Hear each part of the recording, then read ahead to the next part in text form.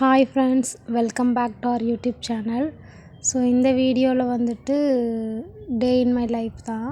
So as usual ஒர்க்கு போயிட்டுருந்தது. So அம்மா வீட்டுக்கு வந்ததுக்கப்புறம் எந்த ஒரு புக் சோர்ஸ் எதுவுமே இல்லை. வீட்டில் அப்படியே ஐடலாக இருக்கேன். ஸோ ஃபேமிலியில் ஸோ மெனி ப்ராப்ளம்ஸ். ஸோ என்ன பண்ணுறதுன்னு தெரில. அப்படியே ஐடலாக எந்த ஒரு திங்கிங் எதுவுமே இல்லாமல் ரொம்ப டிப்ரெஷனில் தான் இருக்கேன். ஸோ என்ன பண்ணுறதுனே தெரில. ஸோ இப்போதைக்கு வீட்டில் இருக்க வேலையில் செஞ்சுட்டு அப்படியே தான் போயிட்டுருக்கு லைஃபு. ஸோ ஒரு சிஸ்டர் கேட்டிருந்தாங்க, ஹவுஸ் ஒய்ஃப் வந்துட்டு கோச்சிங் சென்டர் போய் படிக்கிறது பெட்டரா இல்லை வந்துட்டு வீட்டிலேருந்து படிக்கிறது பெட்டரா அப்படின்னு சொல்லிட்டு கேட்டிருந்தாங்க. அது அவங்கள பொறுத்தது தான் சொல்லுவேன் நான்.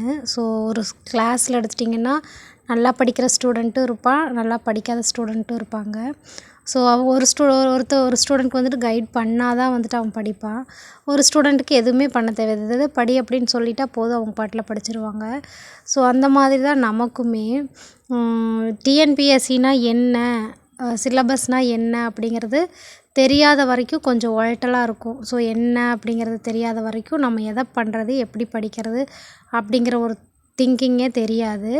ஸோ ஒரு படிக்க ஸ்டார்ட் பண்ண ஆரம்பிச்சிட்டோம் அப்படின்னா நமக்கே தெரிஞ்சிடும் சிலபஸ்னால் என்ன, ப்ரீவியஸ் இயர் கொஷின் அப்படின்னா என்ன, ஸோ எங்கேருந்து கொஷின் கேட்டிருக்காங்க, எது இம்பார்ட்டண்ட் அப்படிங்கிறது நமக்கு படிக்கவே அனலைஸ் ஆயிரும்.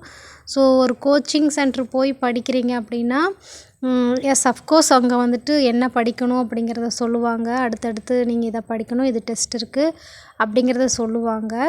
பட் அதை நம்ம ஃபாலோ பண்ணினா தான் நம்ம அச்சீவ் பண்ண முடியும். அதை நம்ம ஃபாலோ பண்ணல. இப்போ நானே பாருங்கள், டெஸ்ட் பேட்ச் போட்டேன். ஃபஸ்ட்டு ஷெட்யூல் மட்டும்தான் கம்ப்ளீட் பண்ணினேன். அடுத்தடுத்து பார்த்துட்டிங்க அப்படின்னா கம்ப்ளீட் பண்ணுறதுக்கு இல்லாமல் வீட்டில் நிறைய ப்ராப்ளம்ஸு, நிறைய பிரச்சனைகள் வந்துச்சு. அது அப்படியே எதுவுமே பண்ண முடியல. ஷெட்யூல் 2 கம்ப்ளீட் ஆச்சு, 3 கம்ப்ளீட், இப்போ ஷெட்யூல் 6 போயிட்டுருக்கு. நான் என்ன பண்ணியிருக்கேன்னா அதை டவுன்லோட் பண்ணி அப்படியே என்னோடய ஃபைல் மேனேஜரில் சேவ் பண்ணி வச்சுருக்கேன். ஸோ இன்றைக்கி சிச்சுவேஷன் நம்மளால் படிக்க முடியல, 1000 ரூபி பே பண்ணிட்டோம். பட் நாளைக்கு சிச்சுவேஷன் இப்படியே இருக்குமான்னு தெரியாது. ஸோ அந்த டைமில் நம்ம யூஸ் பண்ணிக்கலாம் அப்படிங்கிறதுக்காக நான் அந்த கொஷின் பேப்பர் எடுத்து டவுன்லோட் பண்ணி சேவ் பண்ணி வச்சுட்டேன்.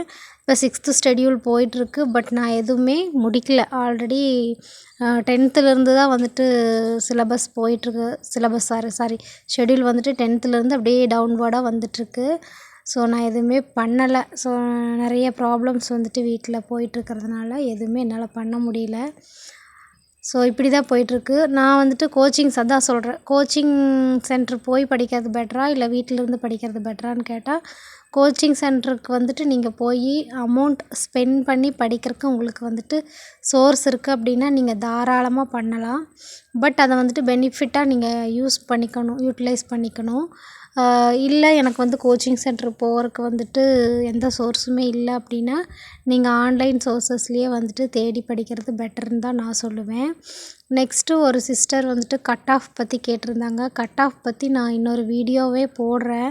நிறைய பேர் நிறைய பாசிட்டிவ் கமெண்ட் நிறைய எதிர்பார்த்து கேட்குறீங்க. பட் என்னோடய சூழ்நிலை இப்போதைக்கு எந்த வீடியோவே என்னால் எடுக்க முடியல.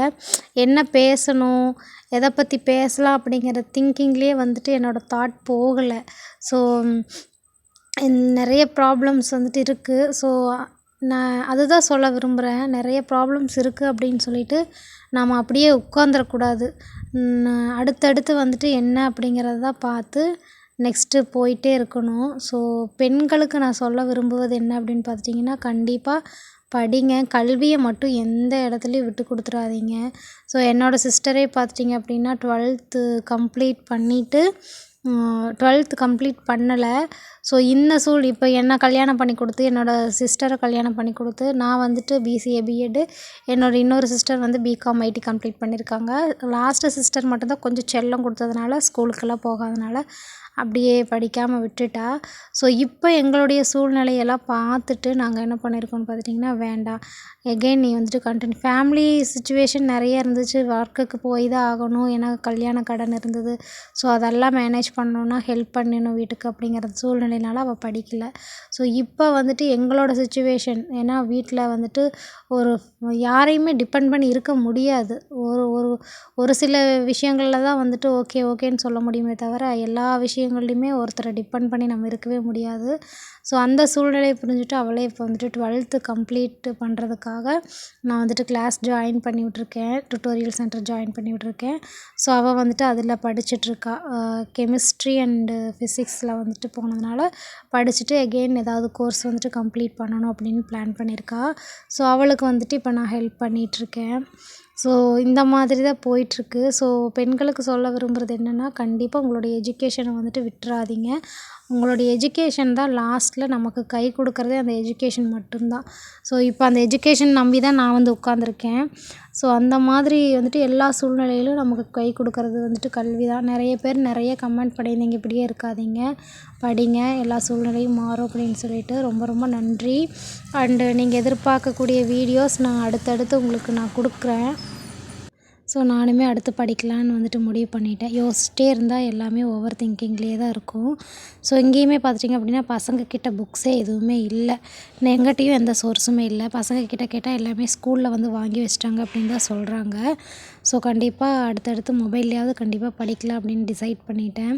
ஓகே ஃப்ரெண்ட்ஸ், அடுத்து என்ன வீடியோ போடலாம், என்ன வேணும் அப்படிங்கிறத கீழே கமெண்ட்டில் சொல்லுங்கள். நெக்ஸ்ட் வீடியோவில் பார்க்கலாம். தேங்க்யூ.